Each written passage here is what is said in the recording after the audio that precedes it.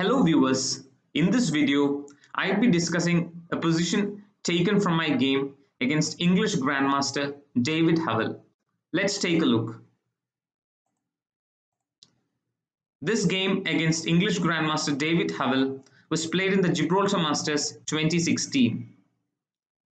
So this position was after the first time control. Let's discuss a bit about the position.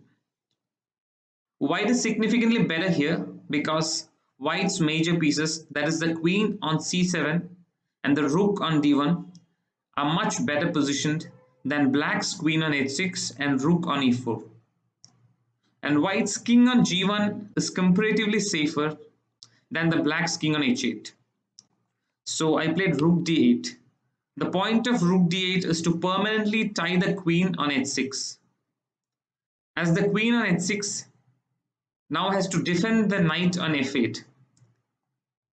So after rook d8, black played rook e2, which is by far the best move. So instead of rook e2, queen e3 wouldn't have served any purpose, as after king h2, black has to play queen h6. And after queen h6, white wins on the spot after queen b8. And then rook f8 would be unavoidable. So black played rook e2. The point of rook e2 is to play queen e3 check.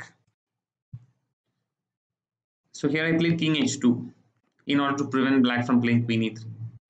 Instead, a move like a4 would have been a huge mistake, as after queen e3 check, king h2, rook takes g2, king g2, queen e2, king g3, queen e3 is a draw. So instead king h2 was played, and here black played rook a2. So instead of rook a2, a move like h4 was certainly possible, but after h4, knight d5 is the simplest way to win. Here white threatens queen f7 and black has to play king g8, and now the cute queen e7 wins on the spot.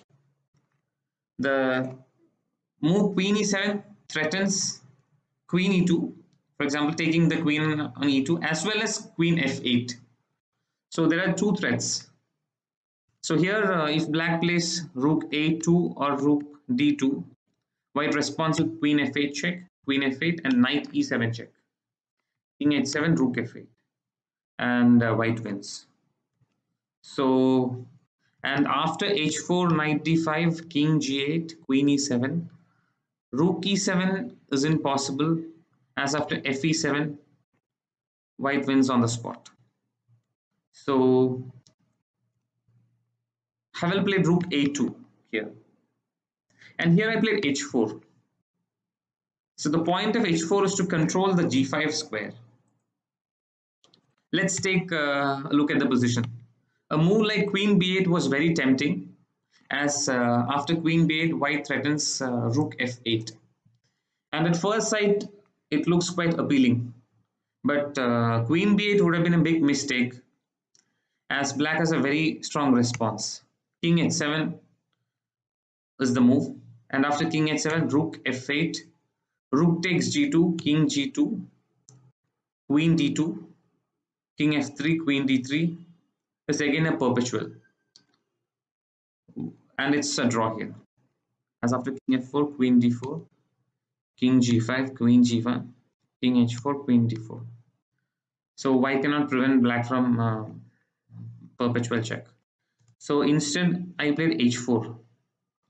So after h4, black responded with a5. So I would urge the viewers to think for some time here, as white has a forced win here.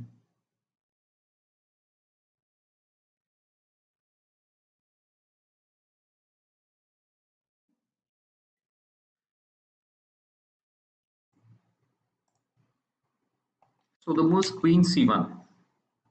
At first sight, it looks quite weird. White just gives his queen on c1 for free, as black can just take on c1. But the point is that if black takes on c1, which is by far the best move, white can take on f8 with a check. And after king h7, white takes on f7 with a check, and there are just two moves. One option is to play king h6, which would lead to a checkmate after knight g8. And here the point is quite clear. The white pawn on h4 controls the g5 square, and hence black cannot play king g5. So with the pawn on h3, black would have played king g5. So this is the purpose of the move h4. And so king h7 is, sorry, king h6 is impossible, and then black had to play king h8, which is what happened in the game. And after king h8, white played knight g6 check, and after king g8, rook g7 is checkmate. I hope you enjoyed the video.